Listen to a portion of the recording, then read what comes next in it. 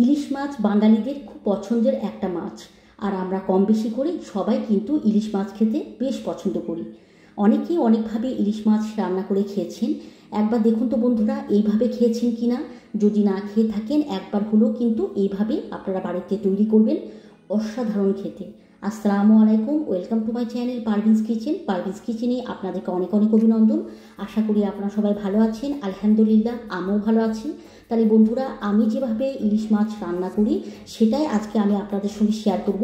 তাহলে কিভাবে তৈরি করছি প্রথম থেকে শেষ অবধি আমার পাশে থাকেন এবং দেখে নিন আজকে আমার রেসিপি। নিয়ে নিচ্ছি কয়েকটা ইলিশ মাছের পিসেস।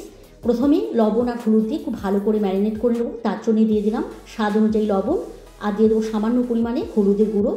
লবণ আর হলুদের গুঁড়ো দিয়ে খুব ভালো করে ম্যারিনেট করে নেব। খুব ভালোভাবে ম্যারিনেট করা হয়ে গেছে, এগুলোকে এখন ফ্রাই করব। তার জন্যে আমি অলরেডি কড়াই বসিয়ে দিয়েছি। এখানে দিয়ে দেবো সরিষার তেল। তেল গরম হয়ে গেছে, এখন ইলিশ মাছের পিসেসগুলো এখানে দিয়ে দেবো এবং এপিট ওপিট করে খুব ভালো করে এগুলোকে ফ্রাই করে নেব। গরম গরম ভাতের সঙ্গে বন্ধুরা যদি ইলিশ মাছের এরকম একটা রেসিপি থাকে তাহলে তো জাস্ট জমে যাবে। তো আপনারা এইভাবে অবশ্যই একবার হলেও এই রেসিপিটা বাড়িতে ট্রাই করবেন, আর কেমন হয়েছে আমাকে কমেন্ট করে জানাবেন। এপিট ওপিট করে এগুলো কিন্তু ফ্রাই করা হয়ে গেছে, এগুলো তুলে নেব এবং একইভাবে আমি বাকিগুলো ফ্রাই করে নেব। মাছগুলো সব ভেজে তুলে নিয়েছি। এখন যে গ্রেভিটা তৈরি করব তার জন্য একটা মশলা তৈরি করে নেব। তার জন্য আমি নিয়ে নিয়েছি বড় চামচের 4 চামচ কালো সর্ষে। এটাকে প্রথমে আমি পানি দিয়ে পরিষ্কার করে ধুয়ে নিয়েছি, তারপরে ছেঁকে নিয়েছি। এখন এখানে আমি দিয়ে দেবো।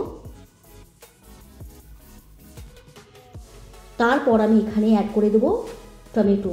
দুটো আমি টমেটো নিয়েছিলাম, স্লাইস করে কেটে নিয়েছি, এখানে দিয়ে দেবো। আর দিয়ে দেবো কয়েকটা লঙ্কা। সঙ্গে আমি এখানে সামান্য পানি অ্যাড করে দেবো। পানি দিয়ে দিলাম। এখন এই মশলাটাকে আমি খুব ভালো করে তৈরি করে নেব। খুব ভালো করে আমি মশলাটা পেস্ট করে নিয়েছি। এখন খুব ভালোভাবে এটাকে ছেঁকে নেব। আপনারা যখন এই মশলাটা তৈরি করবেন তাহলে কিন্তু এইভাবেই ছেঁকে নেবেন।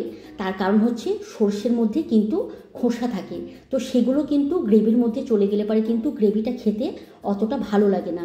আর এইভাবে যদি আপনারা ছেঁকে নেন তাহলে গ্রেভিটা কিন্তু খুব সুন্দর লাগে আর খেতেও কিন্তু অনেক ভালো হয়।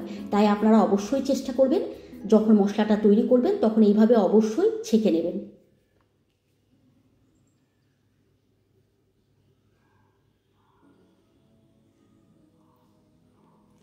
খুব ভালোভাবে ছাঁকা হয়ে গেছে, দেখতেই পাচ্ছেন সর্ষের কতটা খোসা বেরিয়ে গেছে আর মশলাটা কতটা সুন্দর হয়েছে আপনারা দেখলেই বুঝতে পারবেন। এখন আমি তৈরি করে নেব গ্রেভি। তার জন্যে আমি আবারও কড়াই বসিয়ে দিলাম। কড়াইয়ের মধ্যে অবশিষ্ট ইলিশ মাছের পিসেসগুলো ভাজার পর যে তেলটা রয়ে গেছে সেটা আমি কিছুটা সরিয়ে রেখেছি আর কিছুটা নিয়ে নিয়েছি। তো এর মধ্যে আমি দিয়ে দেবো 1 চামচ কালো জিরে ফোড়ন দিয়ে দেবো। একটু নাড়িয়ে নেব। নাড়িয়ে নেবার পর এখানে আমি দিয়ে দেবো 1 চামচ হলুদের গুঁড়ো। হলুদের গুঁড়ো নাড়াচাড়া করে দেওয়ার পর জাস্ট কাঁচা গন্ধটা যখন চলে যাবে তখন যে মশলাটা আমি পেস্ট করে রেখেছিলাম এখানে আমি দিয়ে দেবো। এখানে লাগবে না কোনো আদা আর না লাগবে কোনো রসুন। আদা রসুন ছাড়াই কিন্তু আজকে আমি ইলিশ মাছের গ্রেভি তৈরি করে দেখাবো, আর এটা সত্যি অসাধারণ খেতে। মশলাটা যেটা তৈরি করে রেখেছিলাম সেটা এখানে দিয়ে দিলাম। একটু নাড়াচাড়া করার পর আমি এখানে দিয়ে দেবো স্বাদ অনুযায়ী লবণ।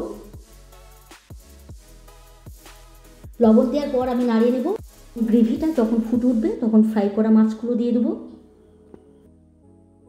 আর গ্রেভিটা ফুটে উঠেছে, এখন যে ইলিশ মাছের পিসেসগুলো আমি ফ্রাই করে রেখেছিলাম একটা একটা করে এখানে দিয়ে দেবো।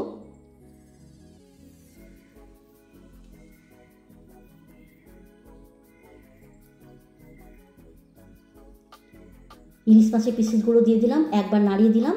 ওপর থেকে আমি কয়েকটা দিয়ে দেবো কাঁচা লঙ্কা। এটা দিলে পরে কিন্তু অনেক দেখতে সুন্দর লাগে আর খেতেও কিন্তু অনেক টেস্টি হয়, তাই কাঁচা লঙ্কা এখানে দিয়ে দিলাম। একদম লো ফ্লেমে একটা ঢাকনা দিয়ে ঢেকে জাস্ট 2 মিনিট এটাকে আমি রান্না করে নেব।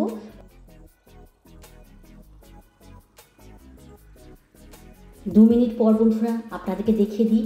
দেখুন কালারটা কতটা সুন্দর আর কতটা দেখতে সুন্দর লাগছে। তাহলে বন্ধুরা দেখতে এত সুন্দর, তাহলে খেতে কতটা সুন্দর হবে বুঝতেই পারছেন আপনারা। তাহলে আমি আপনাদেরকে সার্ভ করে দেখাচ্ছি। তাহলে বন্ধুরা একবার হলেও কিন্তু এইভাবে অবশ্যই বাড়িতে আপনারা ট্রাই করবেন, আর কেমন হয়েছে আমাকে কমেন্ট করে জানাবেন। আর ইলিশ মাছ রান্না করতে কিন্তু খুব একটা বেশি সময় লাগে না, অল্প সময়ের মধ্যেই হয়ে যায়, আর খেতেও কিন্তু অসাধারণ। তাহলে বন্ধুরা আজকের মতো আসি, ভালো থাকবেন, সুস্থ থাকবেন, খোদা হাফেজ।